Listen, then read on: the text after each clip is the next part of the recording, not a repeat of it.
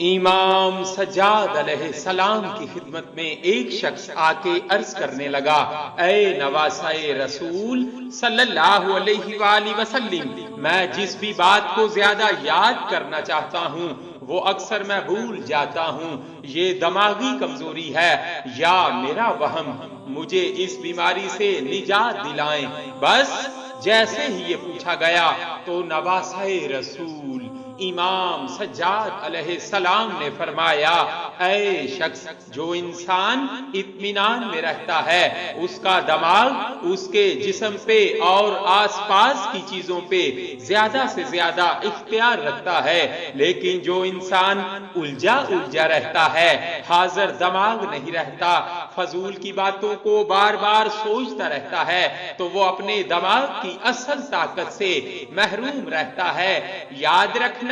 میں نے اپنے بابا، انہوں نے اپنے بابا اور انہوں نے اللہ کے رسول صلی اللہ علیہ وآلہ وسلم سے سنا کہ جو انسان چیزوں کو بھول جاتا ہو وہ کوشش کر کے خوشگوار ماحول میں جایا کرے اور کچھ دیر خدا کی قدرت کو دیکھ کے پرسکون رہنے کی کوشش کرے، کیونکہ ان کا حاضر دماغ ہونا،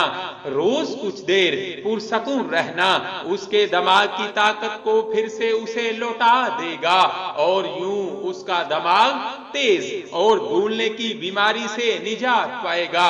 اس نے عرض کیا، اے نواسۂ رسول صلی اللہ علیہ وآلہ وسلم، کوئی ایسا اسم عطا کریں جو میرے دماغ کو روشن کر دے۔